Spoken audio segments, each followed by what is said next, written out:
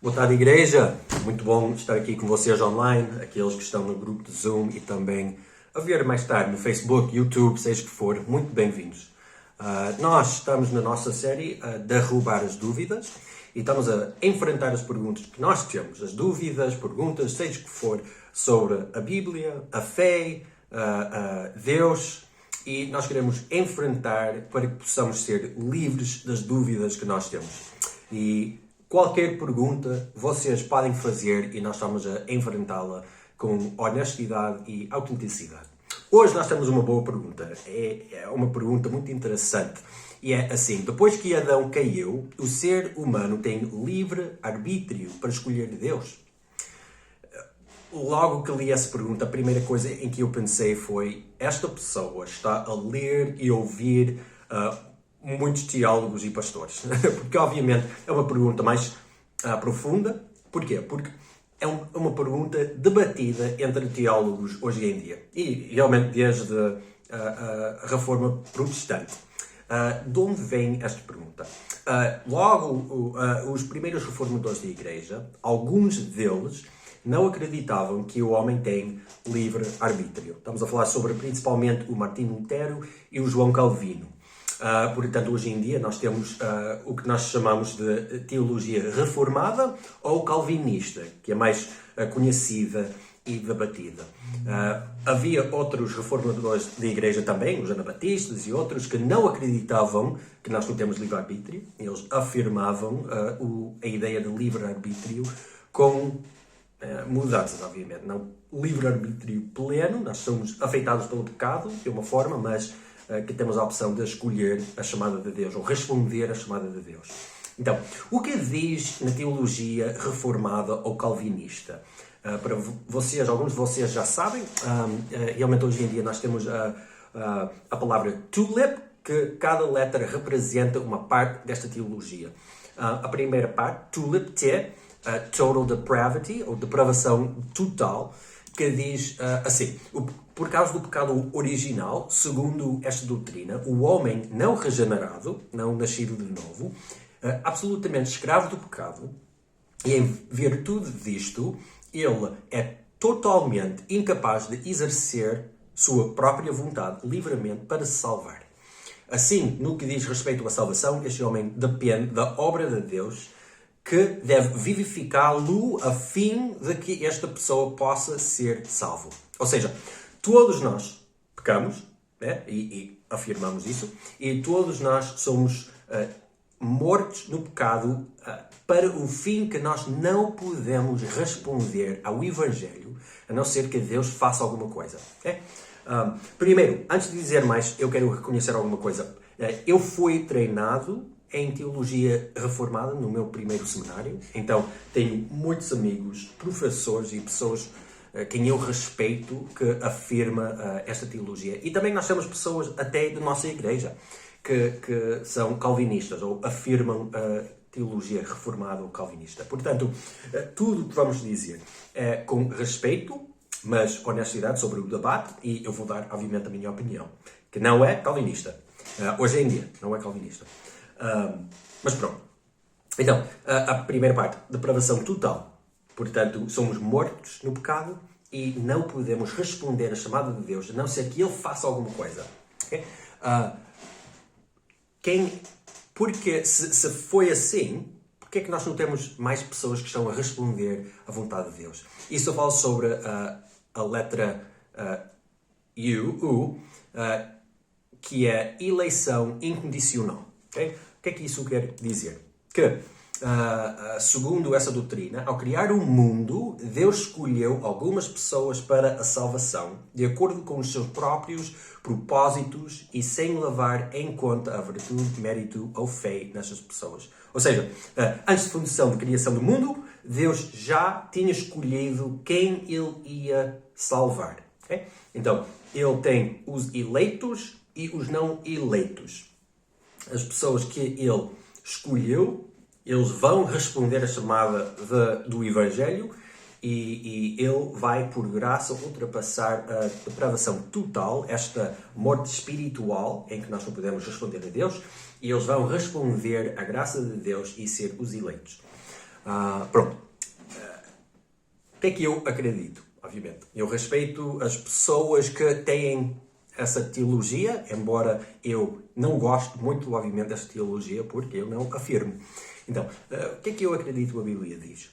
Primeiro, obviamente, nós, sim, que somos pecadores e afetados pelo pecado, de uma forma grande, em que nós nós temos naturezas caídas que têm a tendência do pecado e de vaguear de Deus, né? de ir contra Deus. Mas, sendo que nós somos feitos à imagem de Deus, ainda temos uma parte, um alicerce, uma base aqui de livre-arbítrio. Um livre-arbítrio bem afetado pelo pecado, mas sim que ainda existe. A Bíblia diz em Romanos 3, 23, pois todos pecaram e estão destituídos da glória de Deus. E Isaías fala mais sobre a nossa tendência do pecado. Ele diz, todos nós vagueávamos como rebanho perdido, cada qual seguindo o seu caminho. Não o caminho de Deus, mas o seu caminho. Mas o Senhor carregou sobre ele as consequências de todas as nossas faltas. Então, nós temos esta tendência de realmente trair o Senhor, de não escolher o Senhor e de vaguear. E provavelmente sentes isso também em ti, que nós protegemos o nosso tempo como Senhor. Nós não protegemos realmente, muitas vezes, a nossa fé e coisas assim. É alguma coisa em que nós temos que trabalhar para melhorar, para trabalhar na nossa fé e coisas assim. Então, isso fala sobre a nossa tendência de vaguear assim, né? Então, o que é que a Bíblia diz? Nós temos naturezas com inclinações para o pecado e contra Deus. Nós temos tanta capacidade de pecar, vaguear e ignorar o nosso Criador, né? Como Isaías diz. Mas porquê? Porquê é que é assim? Porque nós temos três inimigos que estão sempre a chamar-nos para trair o propósito da nossa criação, que é para habitar na presença de Deus e dar glória a Ele. Né? Os três inimigos, a carne, o pecado e o diabo. Okay? Paulo pinta uma imagem de alguém antes de conhecer Jesus em Romanos 7, que quer fazer o bem, mas não consegue escapar a armadilha da sua natureza caída. Ele diz assim, a partir de 7:14, sabemos que a lei vem de Deus, mas eu sou um homem fraco, vendido como escravo ao pecado. Nem me compreendo, pois não faço aquilo que eu queria fazer e faço o mal que detesto. E muitos de nós dizemos, amém, é uma boa imagem da luta aqui. Ora, se eu faço aquilo que não quero, estou a provar que a lei é boa. Não sou eu que o faço, mas é o pecado que está em mim. Pois eu sei que o bem não habita em mim, quero dizer, na minha natureza. Embora tenha o desejo de praticar o bem, não sou capaz de o fazer. Eu faço o bem que eu quero, mas faço o mal que eu não quero. E mais tarde ele diz, que homem infeliz eu sou. Quem me libertará deste corpo que me leva à morte? Sejam dados louvores a Deus por meio do nosso Senhor Jesus Cristo. Amém. Então, posso lá dizer que nós somos escravos do nosso pecado e a carne, esta parte aqui, e o diabo tem um efeito para nos chamar para ele e para o pecado em vez de Deus. Portanto, nós temos uma natureza caída, mas temos um Deus que tem o poder de ultrapassar isso. Então, será que Deus escolheu os eleitos antes da fundação do mundo? Ou Ele está a chamar todos? Né? Jesus diz em João 12, 32, assim, eu, quando for levantado da terra, hei de atrair todos a mim. E por estas palavras, Jesus queria indicar o género de amor que o esperava. Ou seja, quando Ele realizou a sua obra na cruz, Ele já estava a chamar todos para Ele. E Paulo afirma isso também em 1 Timóteo 4. Ele diz, o qual deseja que todos os homens sejam salvos e cheguem ao pleno conhecimento da verdade. Então, Deus está a chamar todos para Ele, que é uma boa notícia. Vamos falar mais sobre isso no fim. E Ele deseja que todos sejam salvos, que cheguem ao pleno conhecimento da verdade. Então, o que acontece? Por que não, então, nós ficamos com uma parte em que nós podemos continuar a escolher o pecado e não receber a salvação que Deus oferece? Em Mateus Jesus diz assim, em capítulo 23, a partir de versículo 37. Jesus continuou: ó Jerusalém, Jerusalém, matas os profetas e apedrejas os mensageiros, que Deus te envia. Quantas vezes eu quis juntar os teus habitantes como a galinha junta os pintainhos debaixo das asas, mas tu não quiseste. Agora a tua casa vai ficar abandonada. Eu digo-vos que não voltarão a ver-me até a altura em que disserem: bendito seja aquele que vem em nome do Senhor. Ou seja, Jesus aqui a falar basicamente pela Trindade, por Deus em si, diz: quantas vezes eu queria receber-vos, juntar-vos como a mãe galinha junta os seus filhos. Mas tu não quiseste, cidade, Jerusalém. Tu não quiseste. Eu queria. Tu não quiseste. Então nós vemos a vontade e o desejo de Deus para chamar e atrair pessoas para Ele. E isso é muito boa notícia. Nós somos a ser perseguidos por Deus, pelo Espírito Santo. Eu adoro a poesia do chamado Francis Thompson, em que ele chama o Espírito Santo do cão da caça do céu. Uma imagem incrível. E a poesia está em inglês, mas traduzido aqui. Diz assim: dele eu fugi, noites e dias adentro. Dele fugi pelos arcos dos anos. Dele eu fugi pelos caminhos dos labirintos. Da minha própria mente e no meio de lágrimas. Dele me ocultei e sou riso incessante. Por sobre esperanças panorâmicas corri, lancei-me precipitado, para baixo de titânicas trevas de temores abissais, para longe daqueles fortes pés que seguiam após mim. Mas com desapressada perseguição e com inabalável ritmo, deliberada velocidade, majestosa urgência, eles marcavam os passos e uma voz insistia: mais urgente que os pés, todas as coisas traem a ti, que traíste a mim. Eu continuo a falar basicamente sobre este Deus, o Espírito Santo, que está basicamente a persegui-lo para o atrair e voltar a Ele. Então, nós estamos a falar sobre o Deus, o Espírito Santo, pela graça de Deus, a graça que tem a força para quebrar os correntes do pecado, graça que é mais poderoso do que o inimigo da nossa alma e tem o poder para fechar a boca do túmulo. Portanto, caídos, sim, com tendências contra Deus, sem dúvida, mas sem a escolha para responder à chamada de Deus, eu acredito, claro que não. Portanto, qual devia ser a nossa resposta a tudo isso?